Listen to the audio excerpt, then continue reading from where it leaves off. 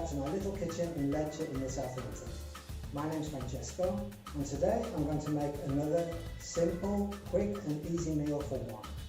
I'm going to make a pasta bake using nduja, the Calabrian spicy salami, which is soft and almost spreadable.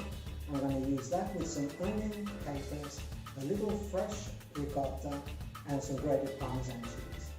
Everything's going to be prepared in the time it takes the pasta to boil, and after that it's going to take about 10 or 15 minutes in the oven to get golden and delicious. So I'm going to turn the oven on now and get started. Let's cook.